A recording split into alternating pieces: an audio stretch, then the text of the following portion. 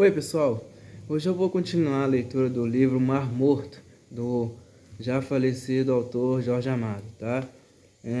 O último vídeo que eu fiz realizando a leitura desse livro foi há 5 meses, tá? Eu tinha parado na página 101 da obra, e hoje eu vou ler então até a página 130, assim como eu havia combinado. Faz 5 meses, ou seja, já faz tempo pra caramba, né? Vamos lá. Continuando. Conseguiu conversar com Lívia, ela estudava de acordo, também ela o desejava. Combinaram tudo para daí a uma semana na noite do próximo sábado, quando os tios iam fazer uma visita. Ela arranjaria meio de ficar e então fugiriam. Nessa noite, no farol das estrelas, Guma pagou cachaça para todos e concordou com o doutor que cofre era mais bonito que concha, mas somente cofre doirado. Era em junho, mês do vento sul dos temporais. Em junho, Iemanjá solta o vento sul, que é um vento terrível, e bem perigosa a travessia da barra nessa época. É bem perigosa. E os temporais são terríveis. É o pior mês para os pescadores e os mestres de saveiro. Até os baianos correm perigo no mês de junho, até mesmo os grandes paquetes. Nessa noite de junho, o céu se fechou de nuvens. Em vão, Iemanjá veio ver a lua. O vento sul corria pelo cais frio e úmido, fazendo os homens se curvarem e se abrigarem em capas de oleado. Guma desde cedo estava na esquina da rua Rui Barbosa. Rufino estava com ele e não tirava os olhos da casa de Lívia. Viram a quitanda fechar, ouviram um ruído de talher e bastante tempo depois os tios de Lívia saíam. Guma descansou. Ela tinha conseguido não ir. Acompanhou os velhos até o bonde. A velha sorria, o velho lia um jornal. Então Rufino foi buscar Lívia. Guma ficou na esquina. Quando Rufino bateu na porta, uma vizinha chamava Lívia. Não quis ir, Lívia? Então venha conversar aqui. Lívia viu Rufino que batia, falou em voz baixa com ele e virou-se para a vizinha. Titia esqueceu a bolsa, mandou pedir que eu fosse levar. Entrou, pegou a bolsa e uma sombrinha. Ainda falou para a vizinha. Está esperando no ponto do bonde. Vou levar a sombrinha também, que vai chover. A vizinha baixou os olhos. Eu jurava que ela tinha levado a sombrinha. Vai chover, sim. E Lívia foi. Atravessaram a praça, desceram o elevador e ela se encontrou diante do cais e do mar, sua nova pátria. Guma a embuçara na capa de oleado. Rufino ia na frente para se desviar dos conhecidos. A chuva começara a cair. Miudinha. Junto ao saveiro, Rufino se despediu. Era em junho e foi no mês do vento sul que Lívia se mudou para o mar. O saveiro partiu contra o vento e ia inclinado, a lanterna vermelha iluminando a estrada do mar. Um canoeiro que entrava desejou boa viagem a Guma. Pela primeira vez, Lívia respondeu à saudação do mar. Boa viagem. O vento sul levantava seus cabelos. Guma ia curvada no leme. Do mar vinha um cheiro sem comparação, e de dentro dela uma alegria que a fez cantar para o oceano. Lívia saudou o mar com a mais bela canção que sabia, e assim o saveiro atravessou o quebra-mar e entrou na boca da barra, porque as belas canções que as mulheres cantam compram o vento e o mar. Lívia era feliz e Guma, de tão feliz, não viu pela primeira vez o temporal que se aproximava. Lívia deitou-se a seus pés e seus cabelos esvoaçavam com o vento. Iam calados porque ela já não cantava. Agora só o vento sul assoviava a sua canção de morte. O temporal veio rápido como costumam chegar os temporais de junho. O vento sul estremeceu as velas do valente. A luz da lanterna iluminava os vagalhões da boca da barra. Não tinham sido poucos os temporais que Guma pegara nos seus anos de mar. Alguns tinham sido trágicos para muitos dos canoeiros e mestres de saveiro. Uma noite ele saiu sozinho. O temporal era tão forte que ninguém se aventurou para salvar um navio e jamais tivera medo. Acostumara com a morte com a ideia de ficar no fundo do mar. Hoje será forte também esse temporal. Os vagalhões se atiram sobre os outros, apostando qual será o mais alto. No entanto, ele já pegou temporais piores e jamais teve medo. Por que tem medo hoje? Porque teme que a lanterna se apague. Pela primeira vez seu coração bate apressado no meio do temporal. Lívia está cansada do dia inteiro de espera, da angústia de tudo poder fracassar no último momento. Se os tios fizessem questão de levá-la com eles e vêm se deitar no madeirame do saveiro aos pés de Guma, que vai ao leme. Ele sente a carícia dos cabelos dela. Muito a desejo e talvez nunca possua. Talvez siga os dois para as terras de Aioká, sem que os corpos se unam. A hora de morrer não chegou porque não se possuíram ainda. Ainda conservam um desejo nos corpos, que estremecem de prazer quando tocam um no outro, apesar da tempestade do mar bravio em torno. Guma não quer morrer sem a possuir, porque então há de voltar sempre em busca daquele corpo. Lívia, que não conhece nada da vida do mar, pergunta com os olhos assustados. É sempre assim, Guma? Se fosse assim toda a vida, na segunda viagem a gente ficava. Então ela se levanta e se aperta a ele. A gente pode morrer hoje? Pode ser que não. O Valente é um barco bom, e eu entendo meu bocado disso, e apesar da tempestade, sorri.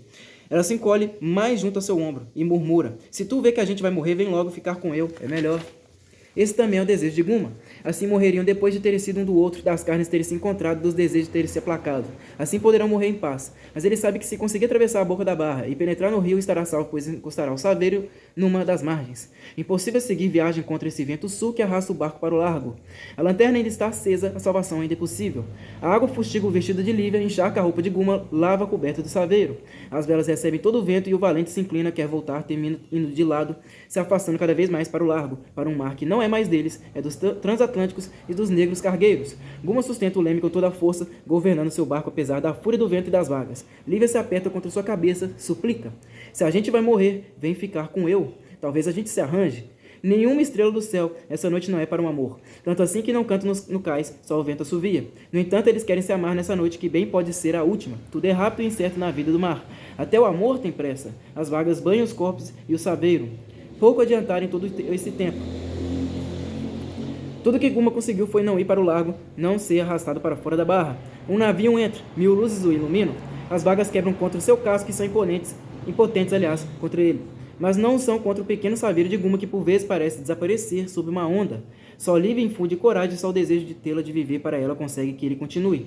Nunca teve medo de um temporal, hoje é a primeira vez, medo de morrer sem a ter possuído.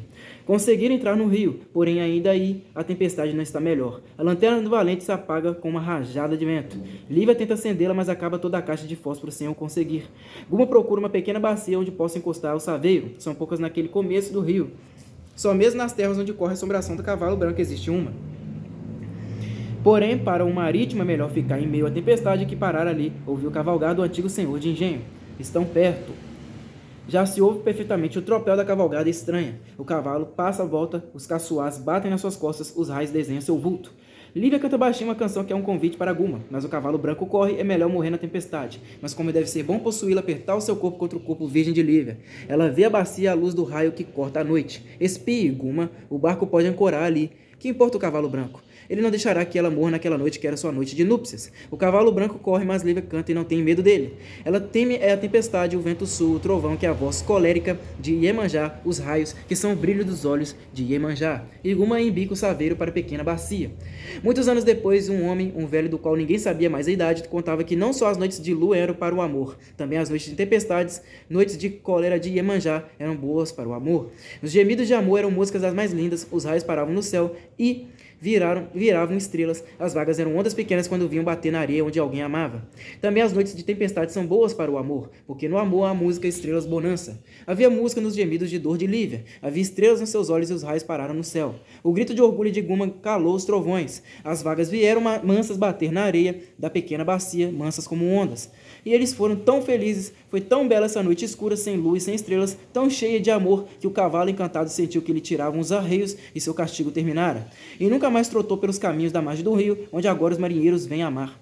Marcha nupcial. Os tios disseram que matavam, que faziam e aconteciam. Guma deixara Lívia com a sogra de Jacques e voltou para a Bahia. Rodolfo, que como sempre aparecera de repente, acalmava os tios, impedia que eles dessem parte à polícia. Guma já o encontrou no porto. Rodolfo forcejava por fazer cara feia. Não conseguiu. Abraçou Guma, avisou: eu quero bem de verdade a minha irmã. Você sabe que eu não presto mesmo, mas quero que ela seja feliz. Veja bem o que você vai fazer. Guma falou: eu quero é casar. Se fiz isso, a culpa foi dos velhotes que não queria. Rodolfo riu. Eu sei sim, tô arranjando tudo com eles. Você tem dinheiro para tratar dos papéis? Guma confiou tudo a Rodolfo, que no dia seguinte avisou que o casamento seria daí a 12 dias na igreja de Montserrat e no fórum. Quem se danou foi o velho Francisco. Eles sempre acharam que um marítimo não deve casar. Uma mulher só serve para atrapalhar a vida deles. Mas não disse nada que Guma estava um homem e não seria ele quem se metesse na sua vida. Mas que achasse bom, que apoiasse, não apoiava. Principalmente agora que a vida estava tão difícil, as tabelas de transporte nos saveiros e canoas tão baixas. Avisou a Guma que se mudaria. Vou procurar ancoradouro aí por qualquer canto. Vosmecê tá é besta. Vosmecê vai ficar aqui mesmo. Tua mulher não há de gostar. Vosmecê está me chamando de galinha. Na sua casa quem mandava era Vosmecê ou titia? O velho Francisco resmungou qualquer coisa. Guma continuou. Vosmecê vai gostar dela. É boazinha mesmo. O velho Francisco continuou a remendar velas. Falava no próprio casamento. Foi um festão de causar admiração. Veio gente de toda a banda para comer a peixada daquele dia. Até teu pai, que era uma coisa ruim, que ninguém nunca sabia dele, apareceu. Maior só o enterro dela. Ficou pensando a agulha com que consertava a vela parada na mão. Não adianta a gente casar. Acaba sempre mal. Não é para agourar, não. Guma sabia que era assim, que o velho Francisco tinha razão. Sua tia morrera de alegria quando uma noite de tempestade o velho Francisco voltara. Morrera de alegria, mas quase todos morriam de tristeza, os maridos não voltavam.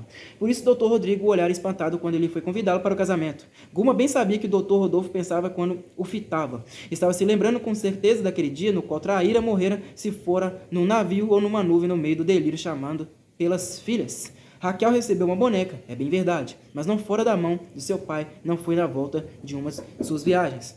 Guma se lembrava de outros também. Ficavam no mar, ficavam no barulho, iam para as terras do sem fim. Como pode viver uma mulher no cais sem o marido? Umas lavam roupa para as famílias da cidade alta, outras se prostituem e bebem no farol das estrelas. São tristes umas e outras, tristes as lavadeiras que choram, tristes as prostitutas que riem entre copos e canções. O Dr. Rodrigo estendeu a mão e sorriu. Estarei lá para lhe dar o meu abraço, mas a sua voz vinha sem entusiasmo, sem alegria. Ele pensava em Traíra, nos outros também que haviam passado pelo seu consultório. Só Dona Dulce sorriu com alegria e entusiasmo. Eu sei que ainda vai ser mais difícil a vida para vocês, mas você gosta dela, não é? Faz bem em casar. Isso não pode ser assim a vida toda. Às vezes eu fico pensando, Guma. E havia uma esperança infantil na sua voz. Ela esperava um milagre. Guma sabia todos do cais. E a amavam seu rosto seco com óculos, seu corpo magro e envelhecido. Ele entregava os filhos por 5 e 6 meses. Ela procurava avidamente a palavra que lhes haveria de ensinar, a palavra que realizasse o milagre. Apertou a mão de Guma, pediu, traga ela aqui para eu conhecer. O doutor Filadélfio meteu os dedos no colete sujo e riu sua risada fininha. Vamos tomar um trago para comemorar. Lembrou-se. Se você tivesse posto o cofre, não teria demorado tanto. Bebeu no farol das estrelas a saúde de Guma e da sua futura. O botequim todo bebeu. Vários eram casados, outros estavam para isso. Grande parte, porém, não tiveram coragem de sacrificar uma mulher à sua vida. Lívia veio para a casa da dona Dulce. Os tios a visitaram, já estavam conformados. Trouxeram um enxoval e a festa se preparava. O velho Francisca que ficou pelo beiço com Lívia. Ficou tão contente que parecia que era ele quem ia casar. No cais só se falava no casamento de Guma, que foi num sábado. Primeiro no fórum com pouca gente. Rufino era padrinho e levou meia hora assinando o nome. Depois na igreja de Montserrat, cheia de flores. Ali estava toda a gente do cais que vinha ver Guma e a noiva. Todos a achavam bela. Muitos olhavam para Guma com inveja. Num grupo comentavam: teve sorte, que baita mulher. Se eu pudesse, ela era minha. Riram. Mas agora é tarde. Um grupo falou: é só você esperar um pouco. Não demora, ela fica viúva. Ninguém riu mais.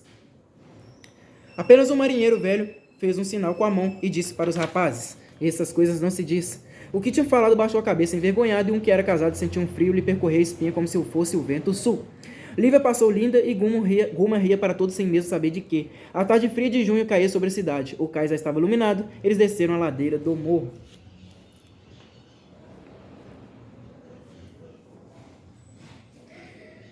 Era uma tarde úmida e enevoada. Os homens passavam abrigados em capotes, a chuva caía miudinha cortante. Os navios, apesar de ainda ser cedo, se iluminaram. Os saveiros, de velas arriadas, apontavam com o maço para o céu a cor de chumbo.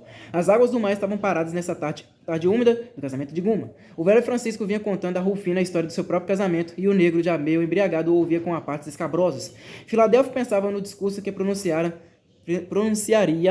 dentro em pouco na mesa de Guma e nos aplausos que receberia. A chuva caía sobre o cortejo nupcial, enquanto os sinos de Montserrat repicavam anunciando a chegada da noite. A areia do cais estava encharcada e foi triste a saída de um navio na tarde pardacenta.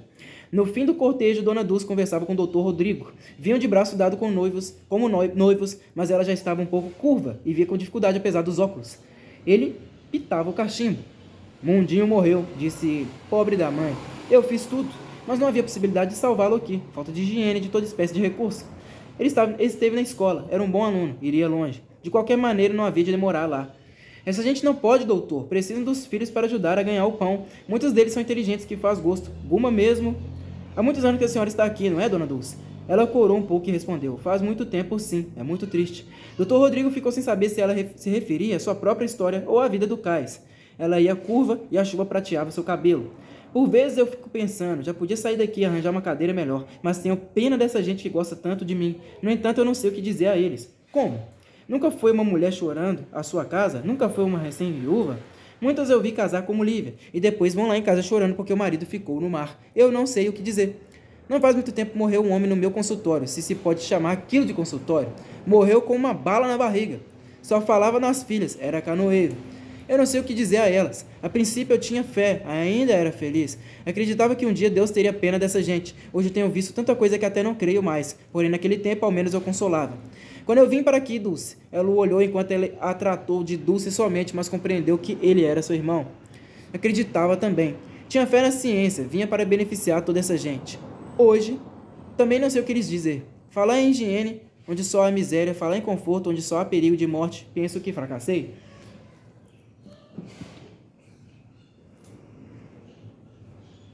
Eu espero um milagre, não sei o que, mas espero. Lívia sorria lá na frente para Dona Dulce. O Dr. Rodrigo suspendeu a gola da capa. Só mesmo um milagre? Isso prova que você ainda tem fé no seu Deus. Já é alguma coisa. Eu já perdi a fé na minha deusa. Ouvi um ruído das conversas, a risada do velho Francisco, a escutar um comentário de Rufino, o sorriso feliz de Guma, o chamado amigo de Lívia para que se aproximassem. Então Dona Dulce disse: Não é mais um milagre do céu que eu espero. Já roguei muito aos santos e assim mesmo os homens e as crianças morreram. Mas eu tenho fé sim. Tenho fé, Rodrigo, nesses homens. Uma coisa me diz que ele é que farão um milagre. Eles é que farão um milagre. Dr. Rodrigo olhou para Dona Dulce. Os olhos de professora eram bondosos e sorriam. O médico pensou nos seus versos fracassados, na sua ciência fracassada.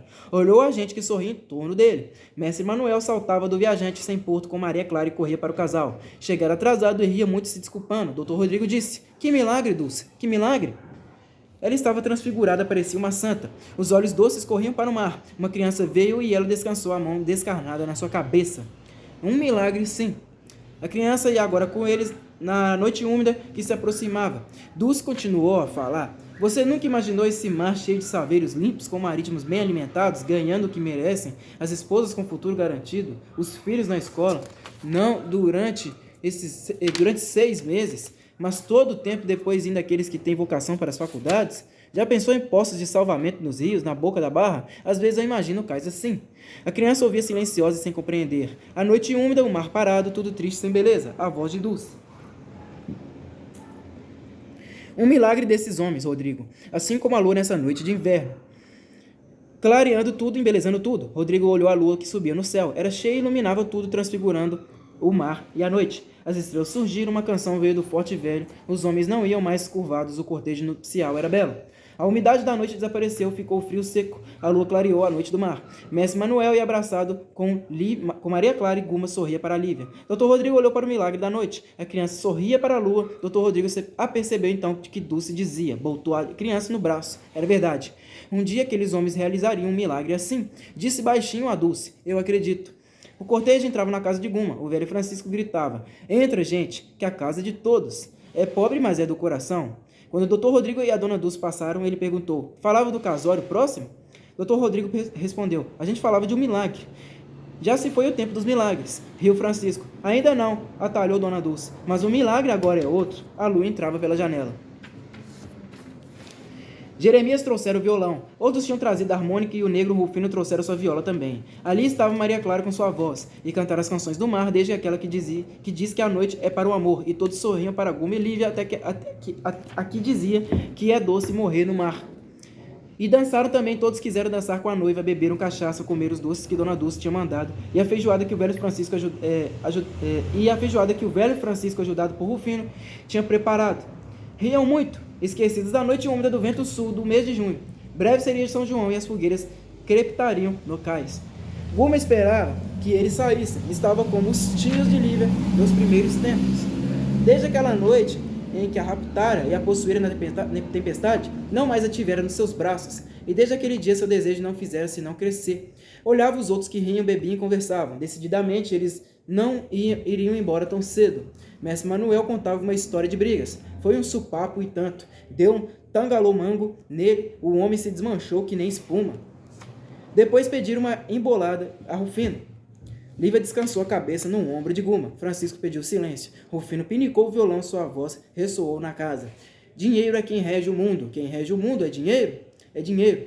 Deixa eu repetir isso aqui, ó. Dinheiro é quem rege o mundo. Quem rege o mundo é dinheiro. A embolada continuou. A voz do cantador era rápida como ondas do temporal. Os versos corriam uns sobre os outros. Cavar no chão é buraco. Gancho de pau é forquilha. Desate, torne a amarrar, e marre o cabelo, Maria. Olhava para as cabrochas da sala e cantava para elas que ele gostava de variar de mulher e as mulheres gostavam de rolar na areia com ele. Dele se dizia no cais que era tão bom canoeiro que metia a canoa na orça. Apertava o remo, ela embicava. E isso era um gesto de bravura raro, enfiar a canoa de proa na água, proeza que só os velhos canoeiros fazem. Foi ele que me ensinou a namorar, que eu não sabia. A onça pega no sarto e a cobra pega no bote. E o vaqueiro, para ser bom, tira a noiva do lote. Riam na sala, mulatos requebravam os olhos para Rufino. Mestre Manuel acompanhava a música da embolada, batendo as mãos nos joelhos. Rufino cantava: quem tem ferida é quem geme é quem sente a dor. Quem sente a dor. Ferreiro é quem bate o malho. Sacristão é quem bate o sino. Inicava o violão. Lívia gostava, mas preferia sem dúvida de uma canção, uma daquelas velhas canções que só são cantadas no cais. Pouco lhe dizia a embolada, muito tem sempre que dizer uma canção. Rufino terminava. Deixa eu colocar meu celular para carregar aqui. Não descarrega e pronto, né? Deixa carregar, não tem problema. Eu sou como a dor de dente. Quando começa a pinicar, sem pimenta faço molho, sem farinha molho cardo. Eu não sou o óleo de cana que morre e torna a viver. Depois de todos esses gabos, botou o violão no chão, pinicou os olhos. Vamos dançar, minha gente, que o dia é de alegria. Dançaram. As harmônicas se desesperavam na música, eram como as ondas que iam e vinham. Mestre Manuel contava para o doutor Rodrigo. O tempo tá bravo, doutor. A gente tá cortando uma volta nessas viagens. Nesse inverno vai ficar muita gente com Janaína. Bom, pessoal, eu tive que fazer um corte no vídeo. Então, bora lá. O barulho da música se estendia até o cais próximo. Seu babau entrou, trazia umas garrafas de bebidas, era o seu presente para os noivos. Fecharam o farol das estrelas, ninguém fora lá naquela noite. E foi logo pegando uma dama e volteando na sala. O samba ia forte, o chão reboava com o sapateado. Depois Maria Clara cantou. A sua voz penetrou pela noite como a voz do mar. Harmoniosa e profunda cantava. A noite que ele não veio foi de tristeza para mim. Sua voz era doce. Vinha do mais profundo do mar. Tinha como seu corpo um cheiro de beira de cais, de peixe salgado. Agora a sala a ouvia atenta. A canção que ela cantava era bem deles, era do mar. Ele ficou nas ondas, ele se foi a afogar. Velha moda do mar. Por que só falam em morte e em tristeza essas canções? No entanto, o mar é belo, a água é azul e a lua amarela. Mas as cantigas, as modas do mar, são assim tristes, dão vontade de chorar, matam a alegria de todos. Eu vou para outras terras que meu senhor já se foi nas ondas verdes do mar. Nas ondas verdes do mar vão todos eles um dia. Maria Clara canta, ela também tem um homem que vive sobre as águas, mas ela nasceu no mar, veio dele e vive dele. Por isso a canção não lhe diz novidade, não faz estremecer seu coração como o de Lívia, nas ondas verdes do mar. Para que Maria Clara canta assim na noite do seu casamento? Pensa Lívia. Ela é como uma inimiga, sua voz é como a tempestade. Uma velha de coque que perdeu o marido há distantes anos chora na sala. As ondas do mar levam tudo. O mar que tudo lhes dá, tudo lhes toma. Maria Clara diz, eu vou para outras terras. São para essas terras que vão os marítimos. Terras longínquas de Aiocá. Guma sorri com a boca entreaberta. Lívia descansa no seu ombro e pela primeira vez teme pela vida de seu homem. E se um dia ele ficar no mar, que será dela? A canção diz que todos ficarão um dia nas ondas verdes do mar. E na sala ninguém discorda, ninguém se revolta sequer. Só Lívia que soluça alto, que quer fugir, levar Guma para bem longe dali, para o fim do mundo, para um lugar onde não ouçam o chamamento das ondas verdes do mar. Lívia mal respira. A canção acaba, mas na noite fria de junho a sua voz se prolonga para os navios, o cais, os saveiros, e fica batendo dentro de todos os corações. E para esquecer vão todos dançar, os que não dançam vão beber. Maneca Mãozinha suspende o cálice grosso e grita. Eita, pinga marvada, em té parece chumbo. A chuva cai lá fora, as nuvens cobriram a lua. Sua marcha nupcial fora aquela canção de desgraça, canção que resumia a vida do cais. Ele se foi a afogar, podia qualquer mulher dizer quando o marido saía. Destino triste o dela, seu irmão aparecia e desaparecia, ninguém sabia dele. Não vieram ao seu casamento, havia dias que ela não o enxergava. Fora quem tratara dos papéis, marcara a data, depois desaparecera. Ninguém sabia da vida dele, onde morava, onde comia, onde repousava a bela cabeça de cabelos escorridos. O marido ia diariamente a se afogar nas ondas verdes do mar. Um dia, em vez dele, viria seu corpo, ele navegaria nas terras do sem fim de Aiocá. Lívia tira o vestido e enxuga as lágrimas. Seu corpo agora não tem mais desejo de amor. No entanto, não está saciado ainda, só sentiu seu homem uma vez, e hoje se casaram. Hoje é dia de se amarem e ela está triste. A canção tirou o desejo que havia no seu corpo. Pensaria no corpo de Guma chegando das ondas quando o abraçasse. Pensaria no marido indo a se afogar. Ela só teria desejo, só o amaria completamente se pudesse fugir para bem longe do mar nessa noite. Ir para as terras agrestes do sertão, fugir da fascinação das ondas. Os homens de lá, as mulheres de lá, vivem pensando no mar. Não sabem que o mar é senhor brutal que mata os homens. Diz uma cantiga do sertão que a mulher de Lampião, que é o senhor daquilo tudo, chorou porque não pode ter o vestido da fumaça do vapor. O vapor é do mar, e no mar ninguém manda, nem mesmo um cangaceiro corajoso como Lampião. O mar é senhor de vidas, o mar é terrível e é misterioso.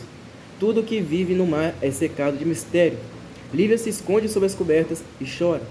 De agora em diante seus dias serão trágicos. Assistirá a Guma e ia se afogar diariamente nas ondas verdes do mar. E então toma uma súbita resolução. Irá sempre com ele. Será marítima também. Cantará as canções do mar, conhecerá os ventos, as coroas de pedra do rio, os mistérios do mar. Sua voz aplacará também as tempestades, como as de Maria Clara. Correrá a postos em seu saveiro, vencerá com sua música. E se um dia ele se for para o fundo das águas, ela irá com ele, e farão juntos a viagem para as terras desconhecidas de Ayoká. Guma de fora do quarto pergunta se já pode entrar. Ela enxuga os olhos e manda que ele entre. A luz da vela se apaga, crescem os ais de amor da madrugada. Ele irá a se afogar, ficará boiando nas ondas verdes do mar. Ela soluça e o ama, se possuem loucamente como se a morte estivesse rondando o leito como se fosse a última vez. A madrugada rompe e Lívia jura que seu filho não será marítimo, não navegará nos saveiros, não ouvirá essa música, não amará o mar traiçoeiro. Na madrugada, um preto canta que o mar é doce amigo. O filho de Lívia não será do mar, será um homem da terra e terá vida calma. Sua mulher não sofrerá o que Lívia está sofrendo, não irá se afogar nas ondas verdes. A madrugada rompe e Guma pensa que seu filho será um marinheiro que dominará um saveiro melhor que mestre Manuel, andará numa canoa melhor que Rufino e viajará um dia num navio enorme para terras mais distantes ainda que aquelas onde anda Chico Tristeza. O mar é doce, amigo, ele irá no mar. A madrugada rompe e novamente se elevam os ais de amor. Bora lá para mais um corte. Não tá fácil não, né? O paquete voador, roteiro do Mar Grande. Meses maus para o cais. Os saveiros poucas viagens faziam, as tabelas de carregamento muito por baixo, muitos iam pescar para cavar o dinheiro da boia. Guma se movimentava, levava as cargas que apareciam, topava qualquer parada. Lívia quase sempre o acompanhava. Fiel a que prometera a si própria, procurava estar sempre junto ao marido. Porém, uma noite de temporal, Guma lhe confessou que a viagem se tornava muito mais difícil com ela ao lado. Ele, que nunca tinha medo, sentia um verdadeiro terror quando a tarde se anunciava e eles estavam no mar. A vida dela lhe trazia aquele terror, aquele medo dos ventos e das tempestades. Ela então passou mais as suas viagens, só o acompanhava quando ele estava de bom humor. Por vezes até era ele quem a convidava, sentindo o desejo nos olhos dela. Tu quer ir comigo, negra? Tratava-a de negra carinhosamente. Ela ia se preparar sorridente, e, se ele perguntava por que ela gostava de acompanhá-lo, ela nunca dizia que temia pela vida dele. Dizia que era ciumenta e tinha medo que nos portos ele se metesse com mulheres. Guma sorria, puxava uma fumaçada do cachimbo, falava: Você é tola, negra. Fico no barco pensando em você. Quando não ia, quando ficava em casa sozinha com o velho Francisco, ouvindo velhas histórias do cais, sabendo de naufrágios, mortes e afogados, o terror a invadia. Sabia que o marido estava no mar, em cima de uma frágil embarcação, ao sabor dos ventos. Podia não voltar cadáver, carregado numa rede por 2 homens possantes. Podia voltar também com o corpo cheio de ciris, chocalhando como seu Andrade, cuja história o velho Francisco está contando enquanto remenda velas, ajudado por Lívia. Ela nunca pudera se esquecer daquela canção que Maria Clara cantara no dia de seu casamento. Ele se ia afogar nas ondas verdes do mar. Assistia agora sem poder fazer o gesto, sem poder deter ao marido ir pela manhã ou pela noite ao encontro da morte. Outras mulheres do cais olhavam indiferentes os maridos que partiam, mas aquelas haviam nascido ali, haviam assistido à chegada do corpo do pai, de um irmão, de um tio. Sabiam que era assim, que era a lei do cais. Há no cais qualquer coisa ainda pior que a miséria das fábricas, a miséria dos campos. Há a certeza de que o fim será a morte no mar, numa noite inesperada, numa noite de repente. Elas sabiam disso, era uma sina milenar, era um destino traçado. Ninguém se revoltava. Choravam os pais, arrancavam os cabelos quando os maridos ficavam, se atiravam com fúria ao trabalho ou à prostituição, até que os filhos crescessem e se fossem também por sua vez. Elas eram do cais, traziam os corações já tatuados. Mas Lívia não era do cais. Viera para ali por causa de um homem a quem amava. E temia por ele, procurava um meio de salvá-lo de quando nada morrer com ele, não ter que o chorar. Ele ia se afogar. Ela queria ir também. O velho Francisco só sabe casos do mar. Conta histórias o dia todo, mas suas histórias são cheias de naufrágios e de tempestades. Narra com orgulho a morte corajosa dos mestres de Saveiro que conheceu. Cospe quando fala no nome de Ito, o que, para se salvar, deixou morrer 4 pessoas no seu saveiro. Cospe com nojo, porque um saveiro nunca faz isso. São assim todas as histórias que o velho Francisco conta. Elas não consolam o coração de Lívia, o amarguram ainda mais, fazem com que muitas vezes seus olhos se encham de lágrimas. E o velho Francisco tem sempre novas histórias para contar, novas desgraças para anunciar. Lívia muitas vezes chora, muitas vezes foge para o seu quarto para não mais ouvir. E o velho Francisco, que já está começando a caducar, continua a contar para si próprio, sobra de gestos, sobra de palavras também. Por isso mesmo, Lívia gostou quando Esmeralda, a Másia de Rufino, veio morar junto dela. Era uma mulata bonita, peituda, ancas roliças, um pedaço de mulher. Falava muito também, ria demais, uma gargalhada escancarada, não ligava à sorte de Rufino, que tinha um pegadinho danado com a mulata. Só falava em vestido novo, em brilhantinas, em sandálias que vira nas vitrines, mas distraía Lívia, tirava da sua cabeça aquela ideia de morte. Também Maria Clara vinha às vezes, mas Maria Clara, que nascera e sempre vivera nos saveiros, amava o mar sobre todas as coisas e mestre Manuel mais ainda que o mar. Tudo que desejava era que ele continuasse a ser o melhor mestre de saveiro daquelas bandas, lhe fizesse um filho e fosse valentemente com Iemanjá quando a sua hora soasse. Acabada a aula, Dona Dulce passava por lá, dava 2 dedos de prosa, mas quem divertia mesmo era Esmeralda, com sua voz engraçada, os requebros de seu corpo, a sua conversa sem sentido. Vivia tomando coisas emprestadas, entrando pela casa adentro. O velho Francisco lambia os beiços, piscava o olho, ela sorria. Olha a graça da arraia velha. Perguntando por tudo. Rufino andava com a canoa rio acima, rio abaixo. Levava uma noite em casa, uma semana fora, ela nem ligava. Um dia em que Lívia chorava, ela disse: "Você está bestando, ligando muita importância a homem. Deixa eles ter suas mulheres por lá. Faça como eu, não ligo." "Não é por isso não, Esmeralda. Tenho medo é que numa viagem ele morra." "E nós todos não tem que morrer? Eu é que não me abalo. Se o meu morrer, arranjo outro." Lívia não compreendia. Se Guma morresse, ela morreria também, porque além da falta que sentiria dele, não era mulher para trabalho duro e não pretendia vender seu corpo para ganhar o que comer. Esmeralda não concordava. Se Rufino morresse, arranjaria outro, continuaria sua vida. Não era o primeiro que tinha. Um ficara nas ondas também. Seu marido se fora num navio cargueiro para outras palgas. O terceiro se mudara numa canoa com uma noiva. Ela não ligava, ia vivendo. Sabia lá o que Rufino faria um dia, que fim havia de levar. Queria era brilhantina para um dia. Queria era brilhantina para escorrer o cabelo, sandália para pisar no cais, vestido bonito para cobrir suas ancas. Lívia ria de morrer. Esmeralda divertia. Ainda era uma sorte tê-la por vizinha. Senão, como seriam seus dias ouvindo histórias trágicas do velho Francisco pensando no marido que se fora a afogar? Mas quando Rufino chegava com a canoa, Esmeralda era outra. Sentava nas pernas do negro, gritava para a Lívia: "Vizinha, meu moreno chegou. A boia hoje vai ser melhorada."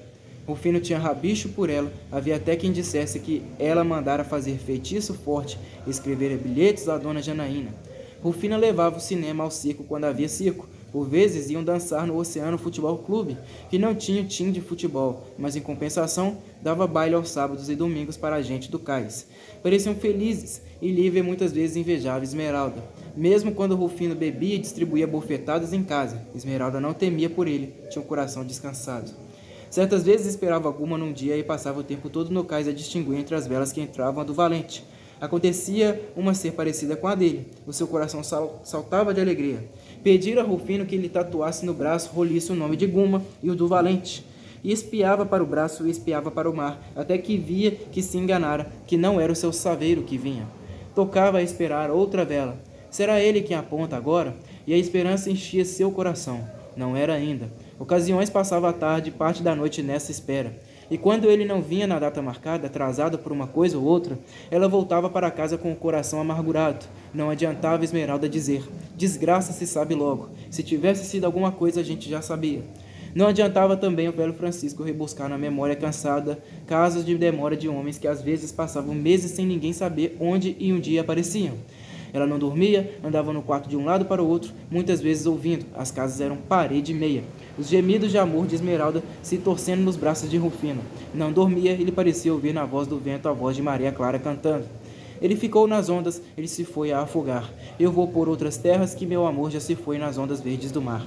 E se o sono a vencia, se o cansaço a jogava na cama, então seus sonhos eram pesadelos cheios de visões de tempestades e de corpos com ciris chocalhando. Só descansava quando ouvia sua voz no meio da noite ou nas manhãs claras. Ele vinha gritando numa alegria infantil: Lívia, Lívia, vem espiar o que eu trouxe para você. Mas quando sempre quem olhava primeiro era Esmeralda, que aparecia na porta da sua casa, abraçava Guma com força, roçando os seios no seu corpo e perguntando: e para mim não trouxe nada? Para você é Rufino quem traz. Aquilo nem um rabo de peixe sei que se lembra de trazer. Lívia aparecia, os olhos já enxutos e nem acreditava que fosse ele, tantas e tantas vezes o vira morto na noite passada. Uma sexta-feira Guma convidou: tu quer ir comigo amanhã, nega? Vou levar os tijolos para o mar grande. Manuel vai também. E a gente vai tirar uma diferença que a gente tem. Diferença de quê? Perguntou Lívia com receio de briga. É uma aposta que a gente fez. Uma vez a gente apostou corrida, ele ganhou. Faz tempo. Agora a gente vai ver de novo. E tu vai cantar para o valente correr. E adianta cantar? Sorriu ela. Tu não sabe? O vento ajuda quem canta melhor. Da outra vez, ele só ganhou porque Maria Clara ia cantando um troço bonito. Eu não tinha ninguém para cantar. Agarrou a mulher pela cintura, reparou nos olhos dela. Por que é que você chora quando eu não estou aqui? Mentira! Quem contou? Esmeralda. O velho Francisco também já me alertou. Tu tem alguma coisa? Os olhos dela eram sem mistério, límpidos e claros como a água clara do rio. Lívia passou as mãos nos cabelos longos de Guma. Eu, se tivesse em mim, ia toda vez com você no saveiro. Tu tem medo de mim? Eu sei manobrar um barco, mas todos ficam. Também lá em cima, apontava para a cidade. Se morre, é assim mesmo. Lívia o abraçou. Ele a deitou na cama, amassou seus lábios com a pressa que sempre tinha, a pressa dos homens que não sabem onde estarão amanhã. Mas Esmeralda ia entrando e perturbou com sua voz a carícia de Guma. Guma saiu, foi carregar o saveiro. Pela tardinha, Lívia se vestiu melhor e tomou o elevador. Ia visitar os tios. Estava satisfeita porque no dia seguinte viajaria com Guma. Passaria 2 dias com ele, metade dos quais em cima do saveiro, pois de Mar Grande iriam a Maragogipe. No fim da tarde, Guma voltou. Sabia que Lívia tinha saído, por isso demorara mais. Tomaram um trago no farol das estrelas. Seu babau estava capengando de uma perna. O doutor Filadélfio escrevia uma carta para Maneca Mãozinha e bebia copos e copos. E agora parara para conversar com Esmeralda, que toda bonita empava na janela. Não quer entrar, vizinho? Tô bem, vizinha. Ela convidou com um sorriso. Entre. Sentado fica mais à vontade. Ele relutou. Estava bem ali mesmo, não demoraria a entrar em casa. Lívia não devia tardar. Esmeralda falou. Tá com medo dela ou de Rufino? Rufino tá viajando. Guma olhou espantado. Era verdade que ela o abraçava roçando os seios nele, que tomava umas intimidades, mas nunca se atirara assim. Ela estava convidando, sem dúvida. Era uma mulata e tanto, mas era Amásia de Rufino. Rufino, tão seu amigo, aliás. E ele não podia trair nem Rufino, nem Lívia. Guma resolveu fazer que não entendia, mas nem foi preciso. Lívia vinha subindo a ladeira. Esmeralda disse, fica para outro dia. Tá bem. Agora ele queria amor, amor que não pudera ter pela manhã que Esmeralda impedira, amor que não pudera ter agora que a amizade impedira. A amizade, ou Lívia que subia? Guma pensava consigo mesmo. Esmeralda era uma mulata de encher a boca d'água, e estava se dando a ele, se oferecendo. Era a Amásia de Rufino. Rufino era amigo de Guma, lhe prestava favores, era seu padrinho de casamento. Demais, Guma tem a mulher mais bela do cais, não precisa de outra. Tem uma mulher que o ama. Para que o corpo rebolante de Esmeralda? As ancas de Esmeralda balançam, seus seios mulatos pulam no vestido. E ela tem os olhos verdes, é mulata de olhos verdes. Que faria Rufino se Esmeralda o traísse com Guma? Mataria os dois, com certeza. Abriria depois no mar sem porteira. Lívia tomaria veneno. Os olhos de Esmeralda são verdes. Lívia avisa que a comida está esfriando. Que esfrie. Ele a leva para o quarto. Me mostre uma coisa. Ela estremece na cama. Ele tem a mulher mais bela do cais, nunca trairá um amigo. A manhã é bela, cheia de sol. Outubro é o mês mais belo desta beira de cais. O sol não é quente ainda, as manhãs são claras e frescas, são manhãs sem mistério. Dos saveiros próximos vem um cheiro de fruta madura que chega para o mercado. Seu babau compra abacaxis para fabricar cachaça gostosa para os fregueses do Farol das Estrelas. Uma preta passa com latas de mingau, outra vende mungunzá para um grupo. O velho Francisco toma 2 tostões de mingau de puba. Um saveiro parte carregado. Barcos vão pescar, os pescadores nus da cintura para cima. O mercado começa a se movimentar. Descem homens pelo elevador que liga as duas cidades, a alta e a baixa. Mestre Manuel já está no cais. Maria Clara veste chita vermelha numa fita dos cabelos. Uma fita nos cabelos. O velho Francisco, que madruga sempre, vem para junto deles. Vai sair, mestre? Tô esperando o Guma. Tá casadinho de novo. Chega tarde. Já faz 5 meses? Parece que foi ontem, disse Maria Clara. Eles vivem bem, isso equivale. Vinham chegando. Lívia com os olhos ainda empapuçados da noite sem sonhos. Guma com os braços cansados, certo de perder a corrida. A aposta tá perdida, eu tô naufragado. Ela riu sem maldade e apertou o braço do marido. É bom. Mestre Manuel saudou. Tu não tá com pressa. Lívia conversava agora com Maria Clara que dizia: Você tá engordando muito. Olha esse negócio. Não, não é nada. Olhe que vem por aí o mestre de saveiro. Lívia se ruborizou. Nem mestre de saveiro, nem canoeiro. A gente não tá cuidando disso. O dinheiro mal chega para 2. Maria Clara confessou. É isso mesmo. Mas eu digo que logo que Manuel quiser, eu também quero. Só tenho medo é que saia mulher. Mestre Manuel já tinha embarcado. O velho Francisco foi andando para um grupo no mercado. Mas antes avisou a Guma. Na volta da ilha, ganhe terreno. Manuel não é forte nessas manobras. Tá certo. Porém, Guma tinha certeza de perder. Faziam apostas no mercado. Muitos apostavam em Mestre Manuel, mas Guma, desde o salvamento do Canavieiras, e principalmente depois do caso de Traíra, que logo se espalhou pelo cais, tinha seus admiradores.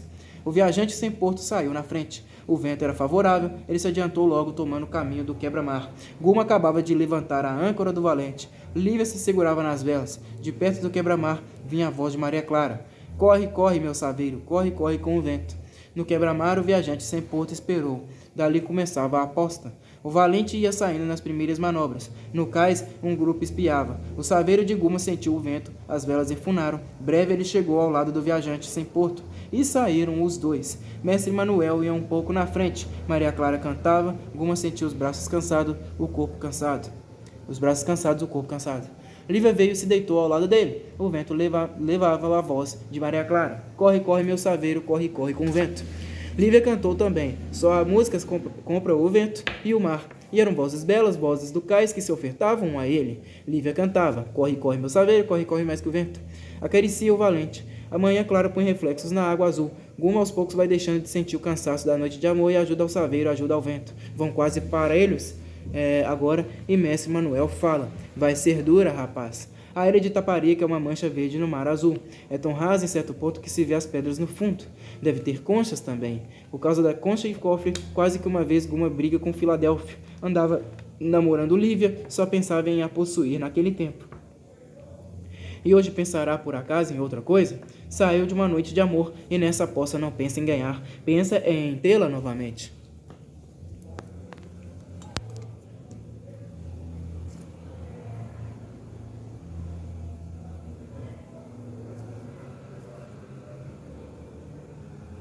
Pensa em tê-la novamente nos braços, em a apertar com força. Guma a chama.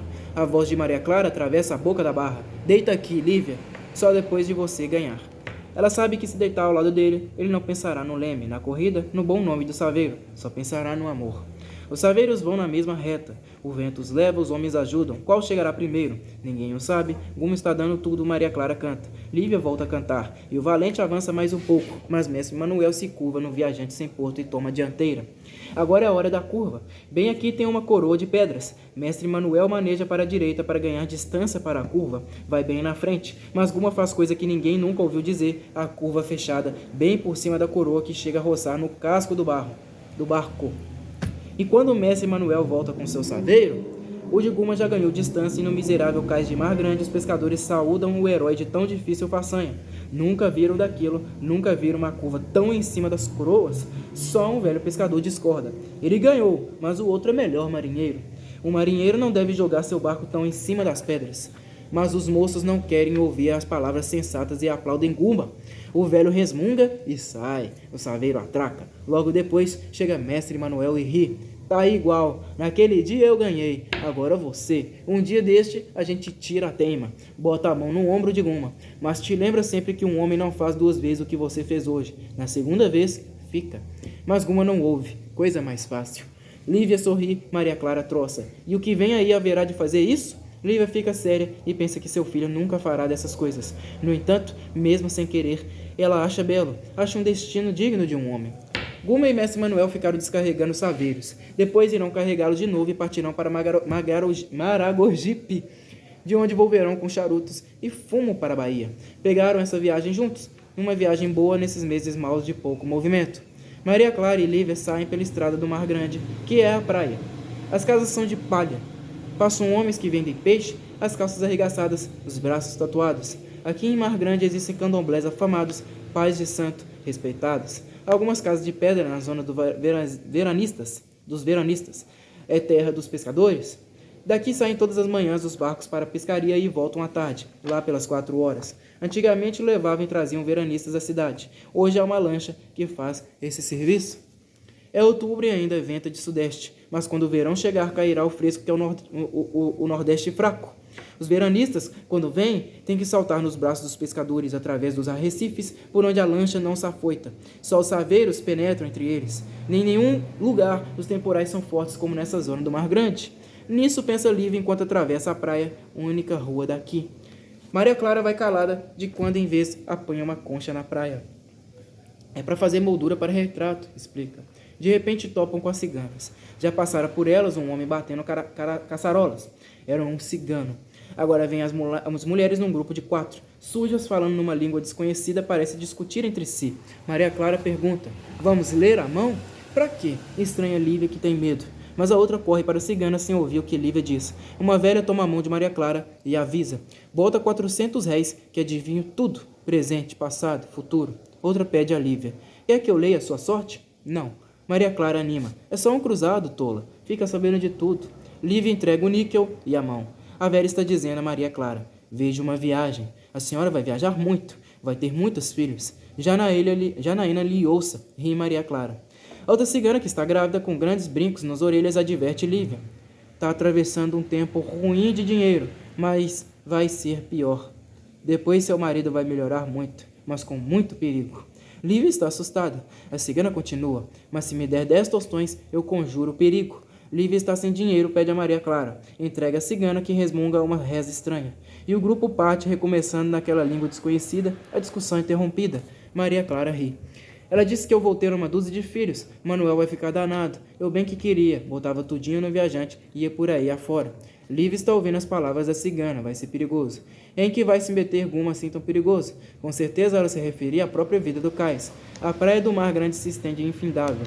Elas voltam para o porto. Os saveiros já estão descarregados. Elas agora fazem comida, fritam peixe. Guma e mestre Manuel riem, cheirando o ar de onde vem o cheiro de peixe frito. Depois voltam a carregar os saveiros. E à noite saem. O mar continua calmo no roteiro difícil do Mar Grande. E dos saveiros, eles ouvem a música e as canções em língua estranha dos ciganos. É bonito, mas é triste, Guma diz a Lívia. Só parece que essa música anuncia desgraça. Lívia baixa a cabeça e não responde. Há estrelas inúmeras nos céus.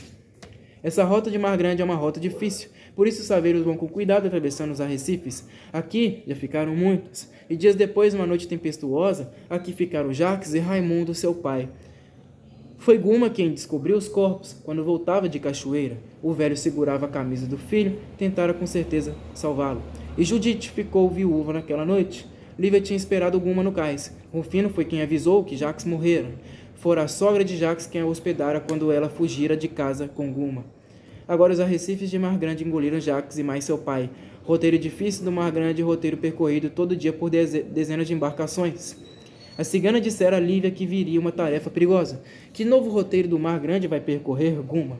A vida de Lívia já é de tanto desesperar, já é cheia de angústia, tão cheia de angústia, Quando ele parte com o valente para o mar grande, seu coração só pensa desgraças. Maria Clara já lhe diz que assim ela até agoura Guma. Roteiro difícil do mar grande, que já engoliu tantos corpos. Um dia chegará a vez de Guma, mas antes, disse a cigana, ele tem trabalhos mais perigosos para realizar.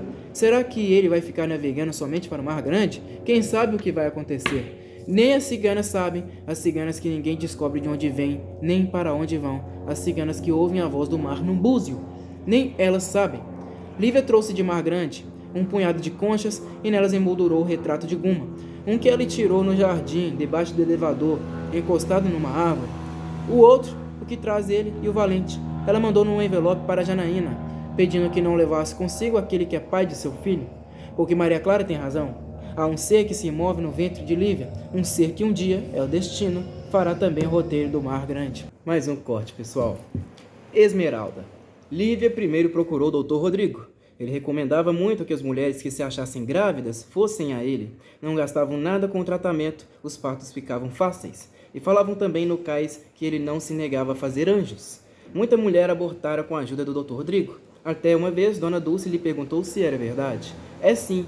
Essas pobres vivem sofrendo o diabo, passando fome e vendo os maridos morrerem. É justo que muitas delas não queiram mais ter filhos. Às vezes tem 8 ou 10, sem ter com que criar. Vem me pedir o que é que eu vou fazer. Deixar que abortem com essas curandeiras daí é pior. Dona Dulce quis replicar qualquer coisa, mas calou. Ele tinha realmente razão. E ela baixou a cabeça. Bem sabia que não era por maldade que as mulheres do cais abortavam. Se o faziam, era para depois não ter que abandonar os filhos pelos botequins do cais, não ter que vê-los trabalhar desde os 8 anos. Havia sempre falta de dinheiro. Dr. Rodrigo tinha razão. Apenas em Dona Dulce falava o seu fracassado instinto de maternidade.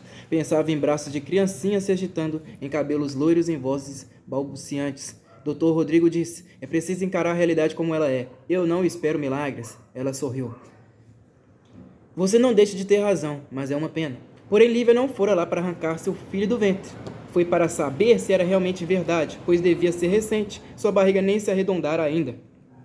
Dr. Rodrigo quase afirmou que era, e lhe disse que estava disposto a ajudar no tratamento para que o parto fosse fácil e o filho forte. Com certeza, ela não queria abortar. Dr. Rodrigo sabia perfeitamente que elas nunca abortavam no primeiro filho. Guma chegou à meia-noite. Atirou as coisas que carregava para um lado, mostrou a Lívia o presente que trazia. Ganhara numa poça com um marinheiro de um navio do Lloyd brasileiro, que estava ancorado no porto, um corte de fazenda. O navio estava com as máquinas escangalhadas e o marinheiro aproveitara para ir ver a família em Cachoeira. Fora do saveiro de Guma que ia partir, fazia 3 dias, e apostara como ele não passaria em frente ao baiano que também arrumava para lá. Guma ganhou a aposta. Era um troço arriscado, mas eu achei a fazenda bonita. Ele ia levando para uma conhecida. Lívia disse, você não vai fazer mais isso? Não tem nada. Tem sim. Só então Guma reparou que ela estava séria. O que é que deu em você? Eu também tenho um presente para tu. O que é? Pague as alvíceras. Ele tirou 200 réis do bolso. Tá pago. Ela então chegou para perto dele e avisou. A gente vai ter um filho. Guma pulou da cama, ainda não tinha se despido completamente. Se atirou porta afora. Lívia perguntou, aonde tu vai? Bateu na porta de Rufino, bateu muito. Ouviu o ruído de gente que despertava e foi ficando encabulado de vir acordar os outros assim a estas horas da noite só para dar a notícia de que Lívia ia ter um filho. Ouviu Rufino perguntar, quem é? É de casa, é Guma. Rufino abriu a porta. Tinha os olhos inchados de sono. Esmeralda parecia embrulhada no lençol da porta do quarto. Aconteceu alguma coisa? Guma ficou sem jeito. Notícia besta que tinha para dar. Tinha ido acordar os outros. Rufino repetiu, o que foi, mano? Nada, eu estou chegando agora, passei para ver vocês. Rufino bem compreendia. Bem, se você não quer contar, é coisa besta. Esmeralda não se conformava. Solta logo a língua, homem. Desatraca de uma vez. Lívia vai ter um filho. Agora? Perguntou Rufino. Guma estava com raiva. Não, daqui uns tempos. Mas hoje é que viu que estava grávida. Ah, Rufino espiou a noite lá fora. Esmeralda acenara para Guma um adeus. Amanhã eu vou lá brigar com aquela enganadeira. Tava me negando. Rufino saiu. Ia calado ao lado de Guma. Vamos beber um trago no farol para comemorar. Beberam. Não um trago, mas muitos. Havia bastante gente no botequim. Marinheiros, canoeiros, prostitutas, homens das docas. No fim da noite, já inteiramente embriagado, Rufino propôs. Minha gente, vamos beber um copo. Aqui em honra de um acontecimento que vai acontecer ao meu compadre Guma. Os outros olharam. Encheram os copos. uma mulher magra veio perguntar a Guma: "O que é?" Ela não estava bêbada. Guma disse: "Minha mulher vai ter um filho." "Que lindo!" E bebeu um pouco de cerveja de um copo. Depois voltou para o seu canto e para o homem que a contratara para essa noite. Antes de sair, ainda sorriu para Guma e disse: "Desejo que ela seja feliz." Com a manhã, voltaram para casa. Guma levou a notícia a todos seus conhecidos e eram muitos espalhados pelos diversos pontos do recôncavo. Alguns deram presentes para o menino que ia nascer, a maior parte desejou felicidades. Também Esmeralda fora à sua casa logo pela manhã no dia seguinte. Fizeram muito escândalo, muita história fiada, que estava tão contente como se fosse ela mesma, mas quando Olivia foi à cozinha para fazer um pouco de café para eles tomarem, ela arriscou: "Só eu não topo com um homem que me faça um filho. Sou pesada até nisso. Homem meu não faz filho." Mostrava um pedaço das coxas, as pernas cruzadas. Guma riu: "É só você pedir a Rufino? Aquele? E quero lá filho de negro? Estou precisando de um filho de gente mais branca do que eu para melhorar a família." Olhava para Guma como para indicar que ele que lhe podia fazer um filho. Seus olhos verdes indicavam isso também, porque fitavam Guma de um modo estranho, chamando. E os lábios dela estavam entreabertos, o seio afava. Guma ficou um momento em suspenso, depois a desejou com toda a intensidade. Mas lembrou-se de Rufino, lembrou-se de Lívia. E Rufino? Esmeralda se levantou de um repelão, gritou para Lívia: "Já vou, minha vizinha. Tenho muito o que fazer, depois dou um pulo aqui." Estava com o rosto cheio de raiva e de vergonha. Saiu apressada, passou por junto de Guma e falou: "Trouxa." Ele ficou sentado com a cabeça entre as mãos. Mulher dos diabos, aquela. Queria a pulso que ele fizesse a desgraça. E depois Rufino? Ele devia contar tudo a Rufino. Falar a verdade. Mas talvez ele nem acreditasse. Talvez até brigasse com ele. Rufino estava embeiçado pela mulata. Não adiantava dizer, mas também não iria andar com ela, trair um amigo. O pior é que quando ela o tentava, quando o olhavam com aqueles olhos verdes, ele não via mais nada. Não enxergava nem Rufino, nem fazendo favores, nem Lívia grávida. Só via o corpo dengoso da mulata, os peitos salientes, as ancas rebolantes, o corpo chamando. Os olhos verdes chamando. Uma canção do mar fala em homens que se vão a afogar nas ondas verdes do mar. Assim, os olhos de Esmeralda. É como se ele fosse se afogar nos olhos verdes dela. Ela o tenta, ela o quer. O seu corpo dançava ante os olhos de Guma. E ela o chamara de trouxa. Pensava com certeza que Guma era incapaz de derrubá-la, de fazer o seu corpo gemer de tanto amor. Ah, mas Guma havia de lhe mostrar. Ela gemeria tanto, se dobraria tanto que teria de confessar que se enganara. Que importa Rufino se ela o quer? Quanto a Lívia, nunca há de saber. É Lívia que entra. Traz uma caneca de café e repara o rosto alterado de Guma. Tu tá com alguma coisa? Ela está grávida, sua barriga se arredonda cada dia mais. Tem lá dentro um filho seu. Ela não merece ser traída. E o pobre do Rufino, tão bom, sempre junto dele desde criança. Vê no copo de café os olhos verdes de Esmeralda. Os seus seios são empinados como os de Rosa Palmeirão. Precisa escrever a Rosa Palmeirão, pensa ele, para comunicar o próximo nascimento do garoto. Porém, seus pensamentos não se desviam. A figura de Esmeralda está diante dele. E Guma foge para o cais, onde aceita ir buscar uma carga de fumo em Maragogipe, mesmo sem ter nada para levar. É isso aí, pessoal. Parei na página 130 do livro, tá? Na próxima leitura eu vou ler até a página 160, tá? O livro tem, só pra gente relembrar, o livro tem 200 e... Eu não me lembro você. São 200 páginas? Deixa eu ver. Isso mesmo, 201 páginas. 200 páginas, né? Mais 2 leituras que eu fizer aqui já acaba, né? Na verdade, é essa. Mais 2 leituras aqui, já finalizo o livro. É isso aí, pessoal. Espero que vocês tenham gostado, né, da minha leitura até aqui, desse livro, né, do Jorge Amado, Mar Morto. É um romance muito bem escrito. E não dá pra negar isso daí. Fizeram até uma novela baseada nesse livro, né, O Porto dos Milagres, novela Porto dos Milagres. E é um livro fantástico, sem sombra de dúvidas. O Jorge Amado era um ótimo escritor, né? Era um baita de um escritor, mesmo sendo de esquerda, mas era um baita de um escritor, não dá pra negar isso daí não. É isso daí, pessoal. Muito obrigado a todos vocês que me acompanharam até aqui. Até a próxima. Falou!